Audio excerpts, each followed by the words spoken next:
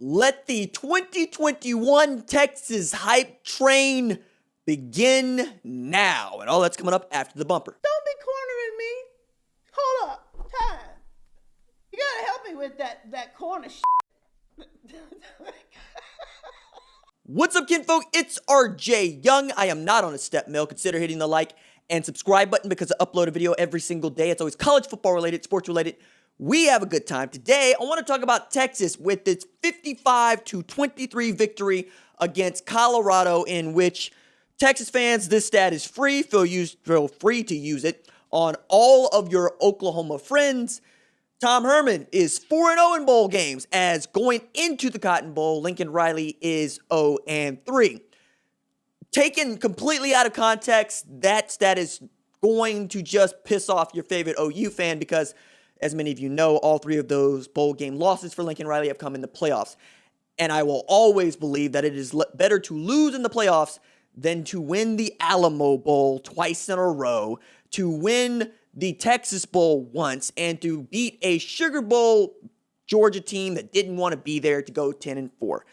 However, I think at the top, we got to talk about Sam Ehlinger and what remains to be seen about his career going forward, because as many as you know, that he started the game but did not finish the game. He had his arm, what we think is in a sling, underneath the jacket, in which his shoulder was at issue. This may have been the last game that Sam Ehlinger has ever played at Texas or will ever play at Texas, but we don't know. He could take the 6th year of eligibility and be a 5th straight year of starting quarterback for Texas. But I look at Casey Thompson and what he has done, and I feel somewhat vindicated because Casey Thompson was so good, setting an Alamo Bowl record passing TDs for the game in just one half. 8 of 10, 4 TDs, 0 interceptions for 170 yards in relief of Sam Ehlinger. He looked really good running that RPO scheme where you are riding the running back in the belly and then hitting that post, that slant, that seam down the middle. He looked really good sporting that Texas. And it's another instance in which an Oklahoman was gifted to Texas to make Texas better. I understand there's lots of Texas fans that are like so tired of Oklahoma being good with Texas players.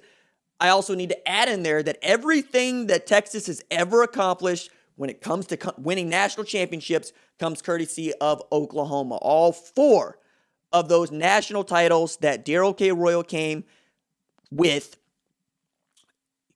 Let me go at that again. Darrell K. Royal was born in Hollis, Oklahoma, went to college at the University of Oklahoma, and then later became the head coach at Texas, in which case you become what you are. And then you got to remember that Mack Brown was first at Oklahoma before he was at Texas to win the latest national championship for Texas. But this is not necessarily to dump on Texas. This is, however, to talk about how people are going to overhype Texas. As a matter of fact, in the comments below, I want you to tell me where you think Texas is going to be ranked in the preseason polls. Because after this performance, it feels like folks are going to just forget. They lost 3 games going into this. They're going to say, hey, they lost those games very closely, a couple of them in overtime. They were right there, and they weren't. This Texas team wasn't as good as I expected it to be. I expected it to win a Big 12 championship. I expected it to perhaps get through there with just 1 loss. Couldn't do it.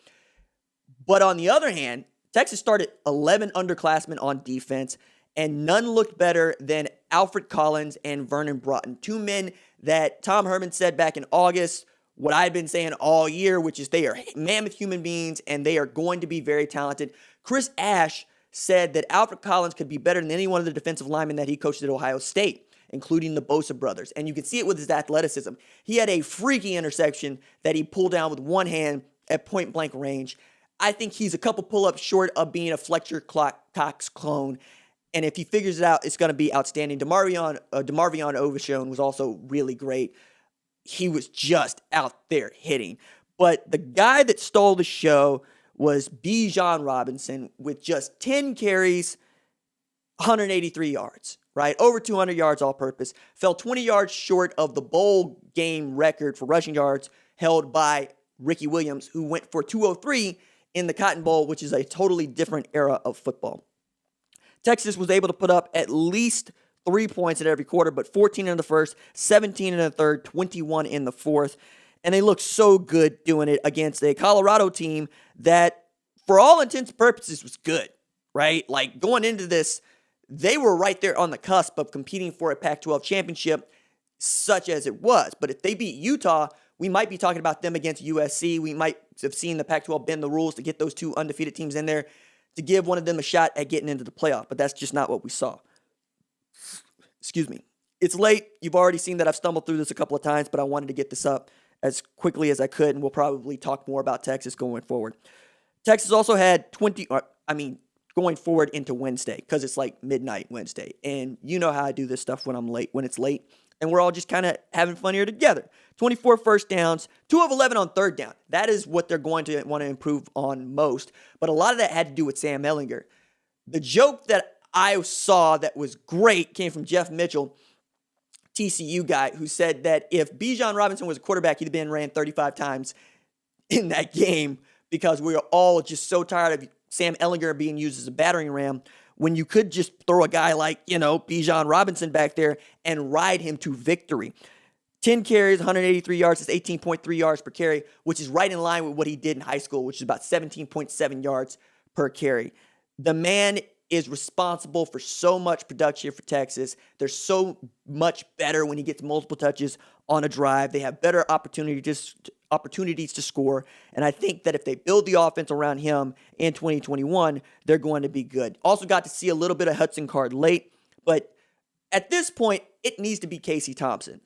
If that means pushing Sam Ehlinger out, so be it. It happens at other levels. Kentucky does it every year. John Calipari says, no, I'm bringing out other guys. You were here for a year or 2 years. It's time for you to go. Sam Ehlinger has had a great run. He's a tremendous dude, tremendous leader.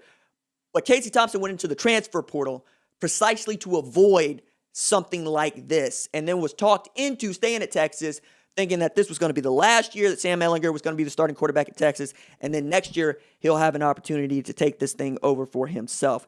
And I'm with that. I can't wait to see the Casey Thompson era at Texas. As for Colorado, still put up a bunch of yards, if not a bunch of points. 378 total yards, 196 through the air, 182 on the ground. That's something that Chris Ash is going to want to get fixed. But Texas putting up 638, including 303 on the ground, 335 through the air, is 100% just awesome for them. Even along with 10 penalties for 89 yards, which I know they're going to get picked on for that. But they put up a double nickel in the last game of the season, and what I thought was a really entertaining one for all of us to get to watch, and also gets the Big 12 a win in this bowl season, such as it is. All right, that is it for me. Deuces.